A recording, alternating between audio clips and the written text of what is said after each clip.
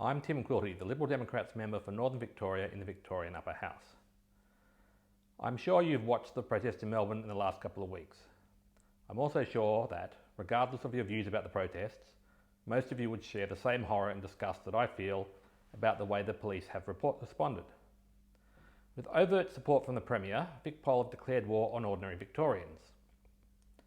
On top of the tear gas and capsicum spray, we've seen them open fire on Victorians, who are only exercising their charter human rights to protest with so-called less lethal weapons, rubber bullets, beanbag rounds and other munitions capable of causing severe injury or death. And we have seen video of a series of vicious assaults on protesters and bystanders by police. God only knows how many more there have been that have not been caught on film.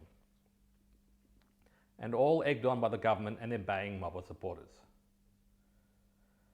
With the mainstream media dutifully following the government line that protesters are right-wing loonies, rather than reporting what is actually happening on the ground.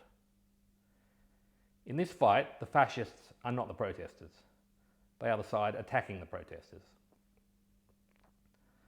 The latest round of protests is being driven not just by despair over the never-ending lockdowns, but also by the introduction by this government of mandatory vaccines and vaccine passports. Let me be clear up front. As a Liberal Democrat, I will fight for your right to choose, whether you choose to have the vaccine or choose not to. Mandatory health procedures, like coerced vaccines, are a fundamental breach of human rights. Regardless of my personal views on vaccination, I cannot support where we are headed as a society under these directives. Creating a medical underclass, where only those who have both doses will be able to fully participate in everyday life. The talk of vaccine passports is ongoing and it's inextricably linked with the mandatory vaccination. It's coercive.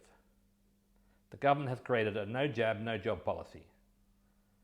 And the government is now set to turn the COVID check-in app into a vaccine passport that people will need to show in order to enter venues like shops for ordinary life.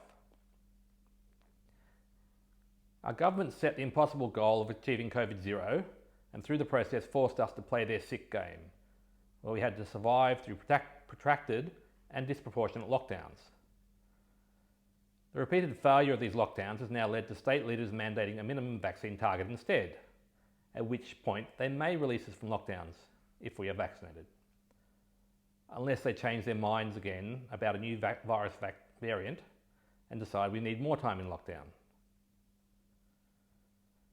So what can we do to stop this?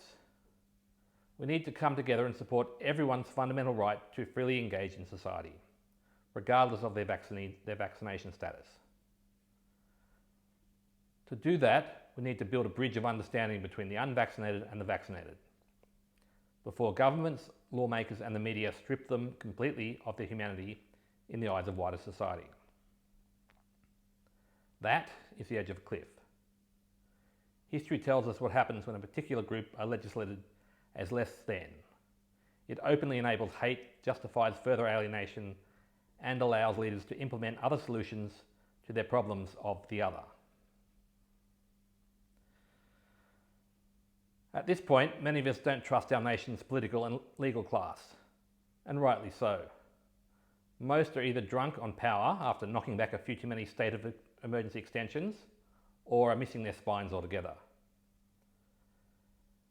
The legislation to keep extending the state of emergency in Victoria ends in December, but the government is busy planning for the extension of restrictions into 2022. This means they have plans to pass new legislation extending these powers. Secret plans, because they're not telling anyone about them.